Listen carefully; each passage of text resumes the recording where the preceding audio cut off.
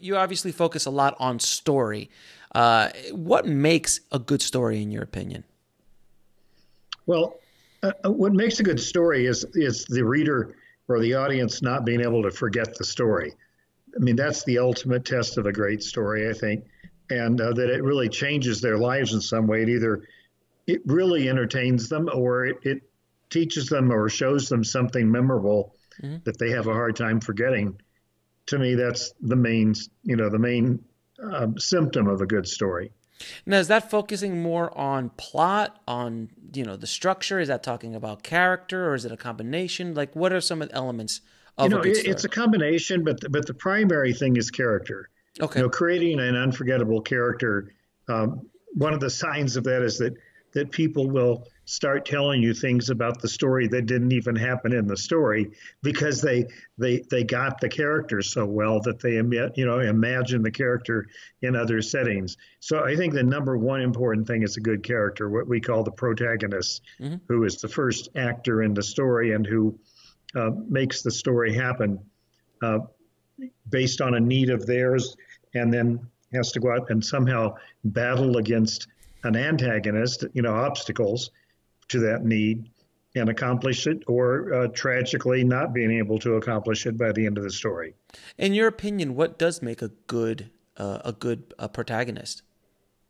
Well, generally speaking, it's a flawed human being. It's somebody that we can immediately relate to because of some problem that they're having. Hmm. One of my favorite examples is Lethal Weapon. Yeah. Uh, you know, Mel Riggs. Gibson being a homicide detective and a suicidal homicide detective. That's kind of hard to forget. So in one of the opening scenes, he's actually playing Russian roulette as he wakes up in the morning and swigs a cold beer and then puts the gun to his head. But he survives that day and goes on to another day. But you immediately can't forget him. A guy who goes out and does his duty despite the fact that he wants to kill himself because his wife had been recently killed, etc. So I mean, there are all kinds of memorable characters like Rain Man and Hmm. um, you know Silver Linings Playbook. That you just go from one to the other, but it's usually the characters that you remember. Yeah, I mean, there are obviously very good plots. I remember, Usual Suspects being, has the plot was so amazing. But generally speaking, it is character that drives. Like, that's what you really connect to because they're the human beings that you're connecting to. That's something you can actually hold on to, correct? Right, and one of the observations that you have in the film business is that the character is great, the plot is replaceable. So Hmm. that's what leads you. I specialize recently in selling book books that my clients have written, several on the same characters, and making them into series. So we're heavily involved in setting up series. And what buyers in Hollywood are trying to buy is they're trying to buy the characters. They buy the characters and they can go on making movies or episodes about those characters without reference to the plots that the original author came up with. Sometimes they use this plot, sometimes the writers, the television writers or the film writers just make up their own plots to go with that character. When you're consulting your clients now, are you recommending that if you're writing a book, let's say that you're not just writing one book, that you're writing series of books based off the same character, kind of like a Sherlock Holmes or Jack Ryan or something like that? Yeah, I mean, I end up doing that because I kind of the ultimate home run from a financial point of view for a Hmm. writer is to sell a television series. And so one of my writers took the train in to see me the other day, and we sat there at lunch, and he'd done two novels already that were pretty good, and I told him he should start thinking about writing another novel using the same character.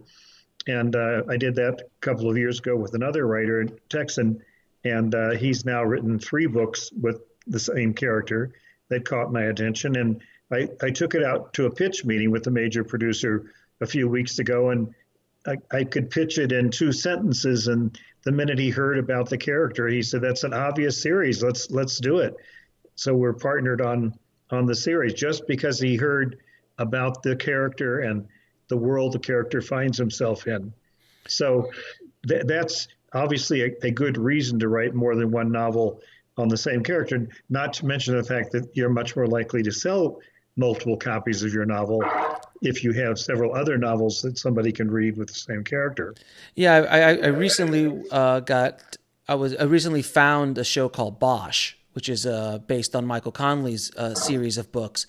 My God, Right. it's so well done, so well Isn't it? written, and the character is he's such an interest. The Bosch character is so interesting because he is a flawed human being, but yet he's not Indiana Jones. He's not Sherlock Holmes. He's not superhuman by any stretch. But yet you're just drawn in, and obviously it's the actor, but the character itself and the world that Michael created, it is fascinating. And I'm seeing that because of all the streaming series, and there's so much opportunity for filmmakers and for writers out there now. I mean, we are pretty much in a gold rush of story at this time. Yeah, Would you agree? absolutely. I mean, look at Breaking Bad Oh, yeah. and Luther and the Escape from Connemara, Hmm. limited series. But it's the characters that draw you into it. You know, the plot isn't that important. I mean, if you think about Bosch, like how many plots can you remember right away? It's It hard to takes me remember it the takes me a plots. minute. It takes me a minute I have to go back. Season one, he had to do this. Season three, he had to do that. But it's Bosch. It's like Indiana Jones. Like it's James Bond. Like how many plots of James Bond do you remember? But boy, you remember James Bond pretty clearly. Yeah, exactly. And sometimes to show how the plot is harder to remember, they'll put the plot in the title, Hmm. the Temple of Dune or Raiders Right. of the Lost Ark, just in case you forget, because you're not going to forget Indiana Jones Hmm. or James Bond. So they call his books after his villains because they're the ones you have to think about to remember Goldfinger and Doctor No, etc. Right.